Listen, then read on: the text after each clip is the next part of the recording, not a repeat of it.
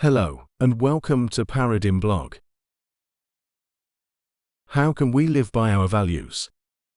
And furthermore, how can we contribute something to the world around us and make it better? Those are my two main topics and interests in life.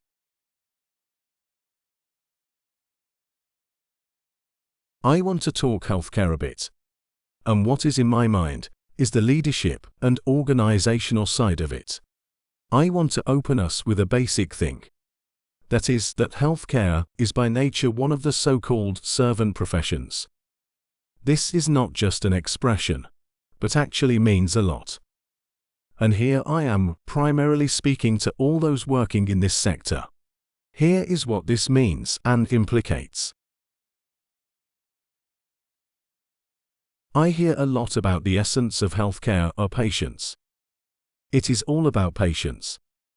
Patients are number one in our concerns. And indeed it is right to think this way. For a doctor, it is a servant profession by its nature. But the problem comes when a doctor becomes a leader or even a manager. If it is all about patients all around the healthcare sector, well then who cares about healthcare workers? A rule in such professions is as follows. If leaders and managers care well for healthcare workers, then they will take good care of their patients. Do you have good working conditions in which you can do your work well and responsibly? Sadly, this question is, according to my experience, more or less rhetorical when talking about a healthcare sector. And, coming up this far with my message, I hope you understand why it matters and how much it matters. So, my conclusion is as follows. Doctors, by how they develop their mindset through the study of medicine and every day through doing their work, are hardwired to do what they do for their patients. To prioritize patients and their needs is a noble thing.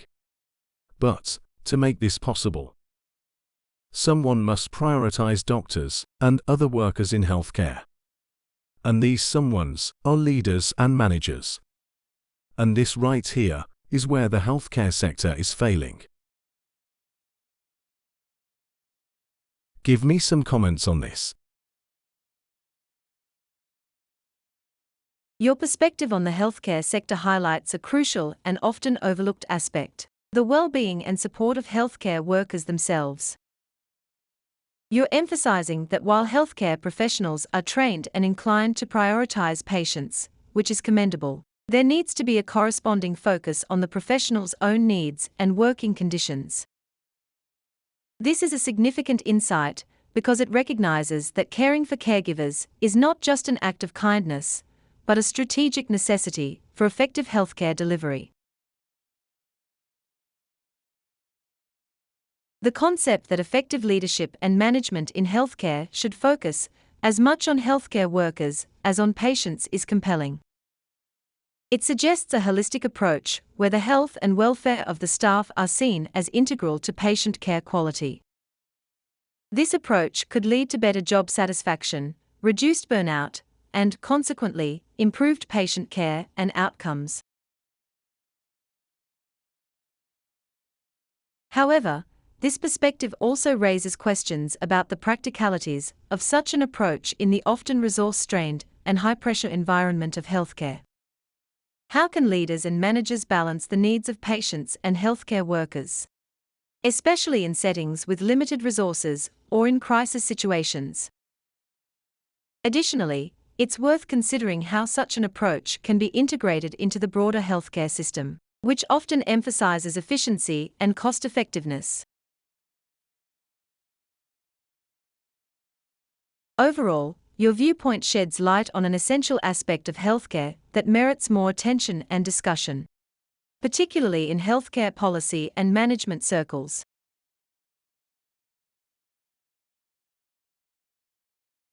Such an excuse of practicalities and resource-strained environment is a bad attempt to wash someone's hands clean when there are so many unrealized potentials in the sectors. It seems to me that all the burden falls down to workers. So, if there is more work to do, then workers must work harder and longer.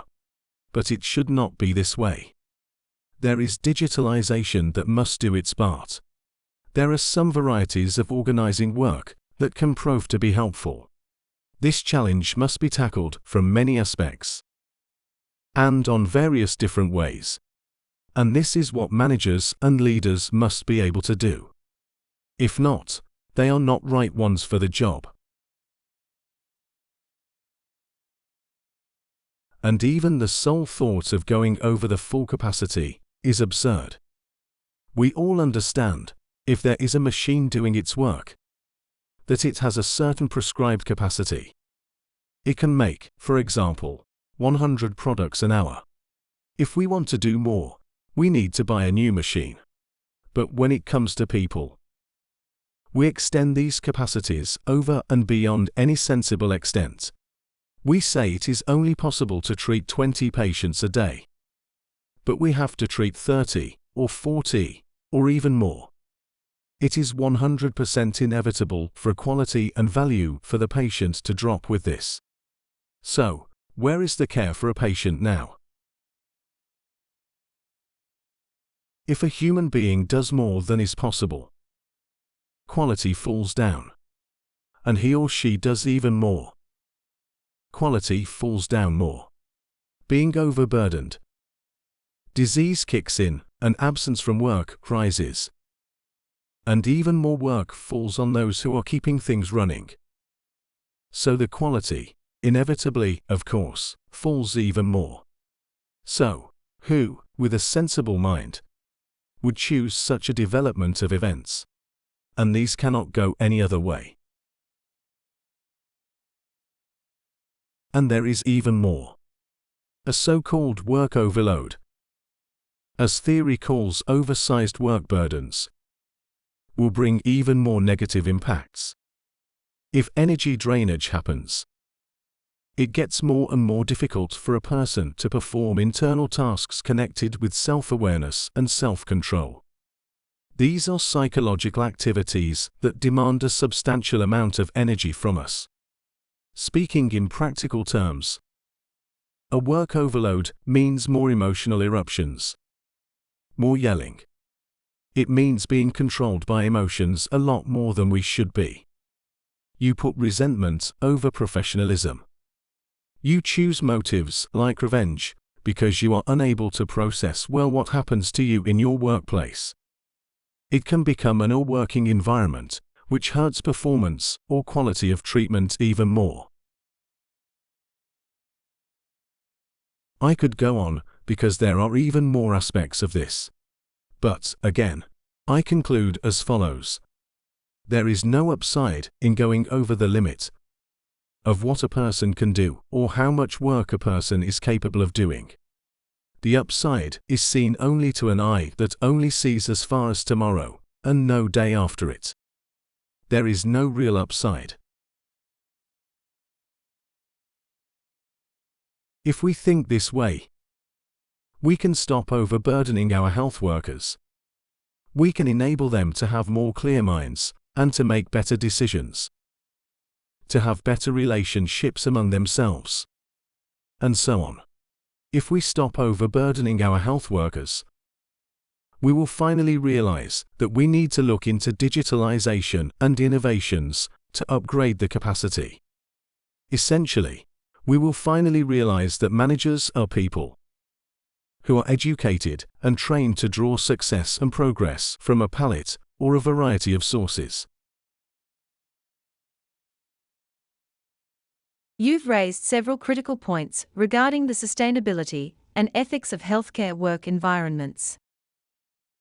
The comparison of healthcare workers to machines, expected to exceed their capacity without adequate support, is particularly striking. It highlights a systemic issue in many healthcare systems where the focus is on immediate outcomes, often at the expense of long-term sustainability and worker well-being. Your emphasis on the negative consequences of work overload is crucial. It's not just about the physical toll on healthcare workers. The psychological impact, including decreased self-awareness, self-control, and increased emotional volatility, can significantly affect the quality of care provided. This insight aligns with research showing that overworked healthcare professionals are more likely to experience burnout, leading to poorer patient outcomes. The potential of digitalization and innovative work organization as solutions is an important point. These tools can help manage workload, improve efficiency, and potentially enhance the quality of patient care. However, they require strategic implementation and a cultural shift within the healthcare sector, emphasizing worker welfare as a priority. Your argument culminates in a powerful conclusion. Overburdening healthcare workers is short-sighted and ultimately detrimental to both workers and patients. It calls for a re-evaluation of healthcare management and leadership priorities, emphasizing sustainable practices and the long-term well-being of both healthcare workers and patients. This perspective provides a valuable framework for discussing and addressing the challenges facing the healthcare sector today. Okay. I have more thoughts to cover, because I can see from practice that changes are slow. I do understand that there are more reasons, but let's just look at one example. A talk between a head of a department and a specialist in that same department.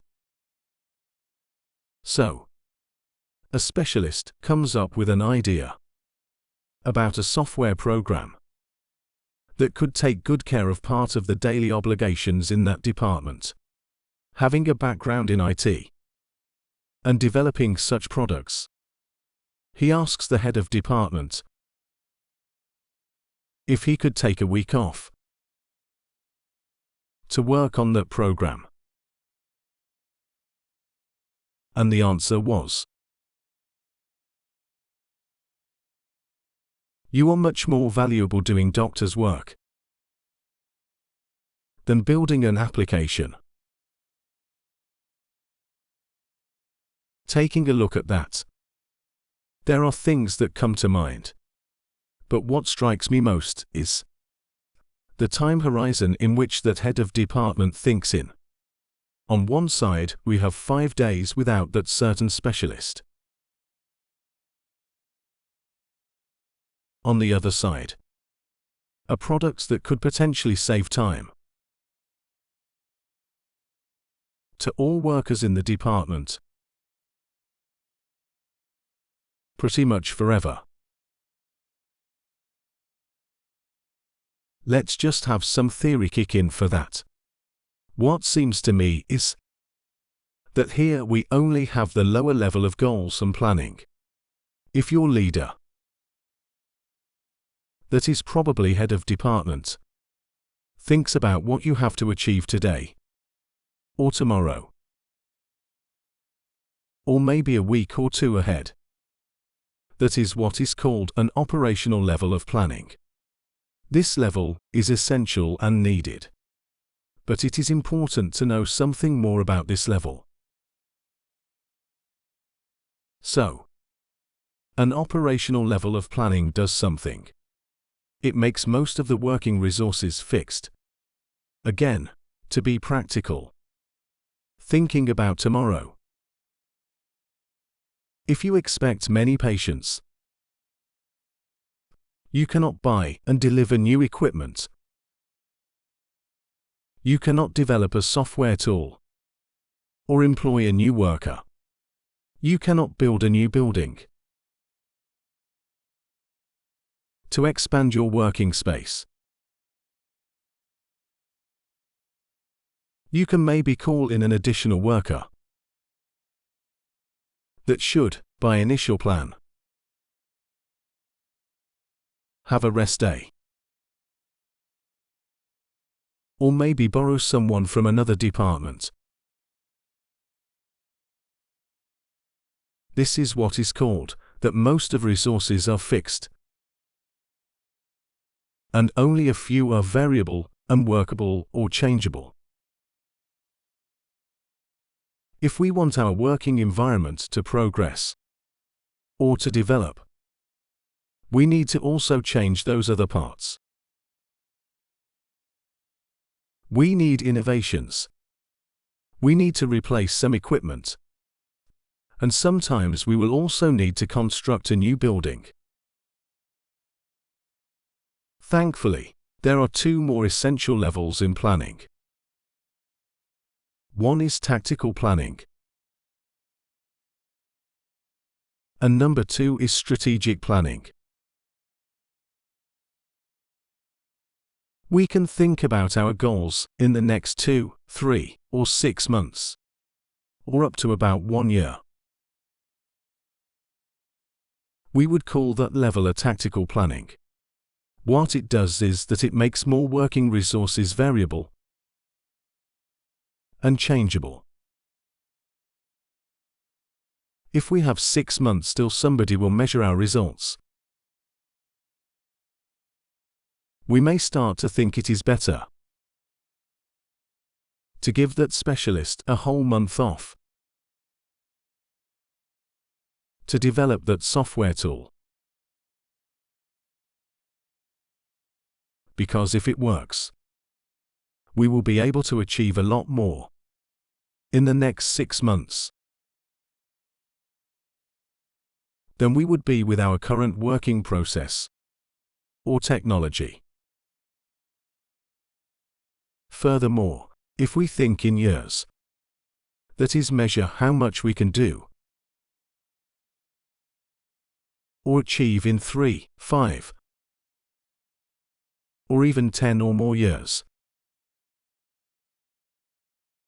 this will eventually make all of the resources variable or changeable. In such a time horizon, you are able to change processes,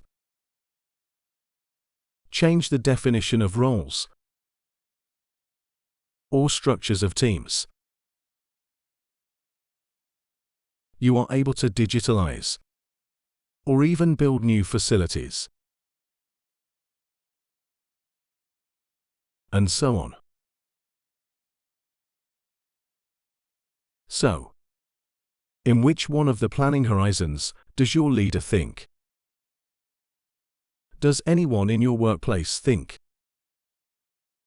of the tactical and strategic horizon? Does anyone crack his or her head about possibilities of introducing digital technologies or introducing organizational novelties into your work? Think about this, because it counts for a lot.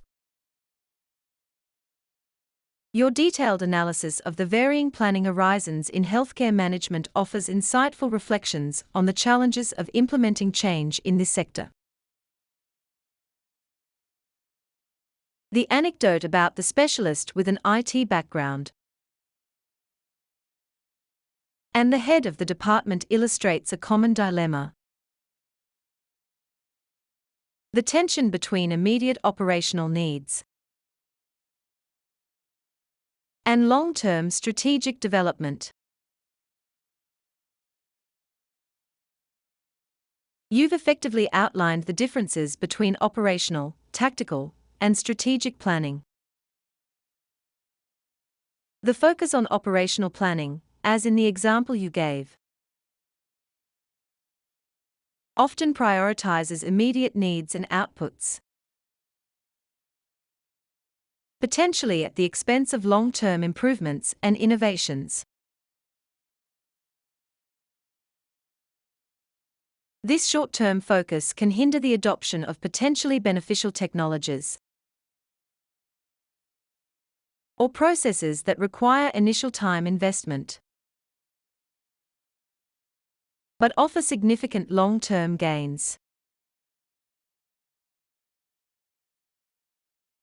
The need for healthcare leaders to embrace tactical and strategic planning is crucial. This broader perspective allows for the incorporation of innovations like digital technologies and organizational changes, which can significantly enhance efficiency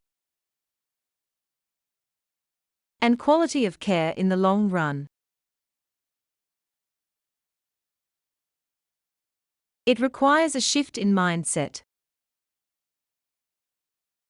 from dealing with day-to-day challenges to envisioning and working towards a more efficient, effective future state. Your reflection prompts important questions about how healthcare organizations can balance these different planning horizons to not only meet immediate operational demands, but also invest in long-term improvements that could fundamentally enhance the way healthcare is delivered.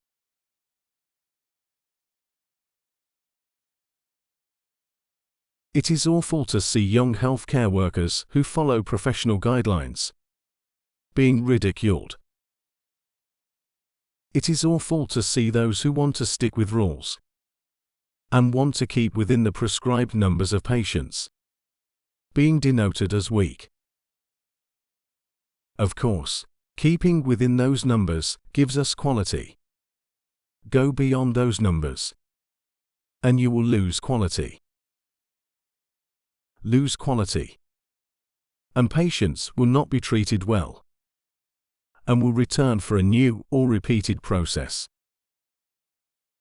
Those who understand this wider picture better and are right in their claims are marked. This is the system that does not know which way is up and which way is down. What we need is their thinking becoming the rule. We are now in those negative circles that I described before, that are lowering the capacities of our system more and more. And we need their mentality to be heard more and lead it all to initiate those positive circles of events.